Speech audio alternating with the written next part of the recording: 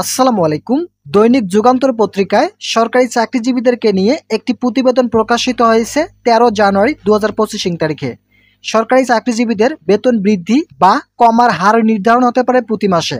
বিস্তারিত আলোচনা করার আগে আপনাদের কাছে একটি ছোট্ট রিকোয়েস্ট করতেছি, এখন পর্যন্ত যারা আমাদের চ্যানেলের নতুন সদস্য রয়েছেন তারা অবশ্যই চ্যানেলটি সাবস্ক্রাইব করে পাশে থাকা বেল আইকনটি অল করে দিন। মূল্যস্ফীতি অর্থনৈতিক একটি স্বাভাবিক চিত্র, তবে বড় ধরনের মুদ্রাস্ফীতিকে অর্থনীতির জন্য অভিঘাত হিসেবে দেখা হয়। মুদ্রাস্ফীতি বলতে বোঝায় পণ্য ও সেবার দাম বেড়ে যাওয়াকে, যা সাধারণত ঘটে অতিরিক্ত মুদ্রা সরবরাহের কারণে।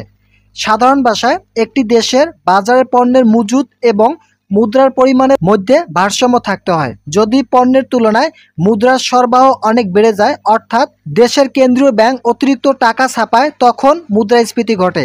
এতে একই পরিমাণ পণ্য কিনতে আপনাকে আগের চেয়ে বেশি মুদ্রা ব্যয় করতে হবে। এর মানে জিনিসপত্রের দাম বেড়ে যাবে। সব মিলিয়ে ওই মুদ্রার মান বা ক্রয় ক্ষমতা কমে যাবে।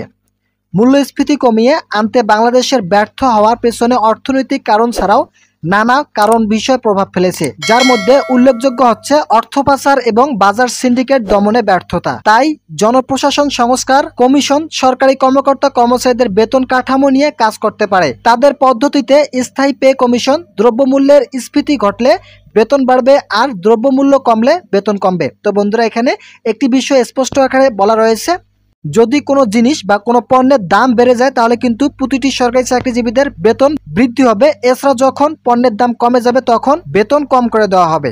এই বিষয়টি নিয়ে জনপ্রশাসন সংস্কার কমিশন সরকারি কর্মকর্তা কর্মচারীদের বেতন কাঠামো নিয়ে কাজ করতে পারে। এই বিষয়টি নিয়ে যুগান্তর পত্রিকায় এই প্রতিবেদনটি প্রকাশিত হয়েছে। আজকের এই ভিডিওটিতে আমি এই প্রতিবেদনটি নিয়ে আলোচনা করলাম। আশা করি এই ভিডিওটি থেকে অনেক উপকৃত হয়েছেন।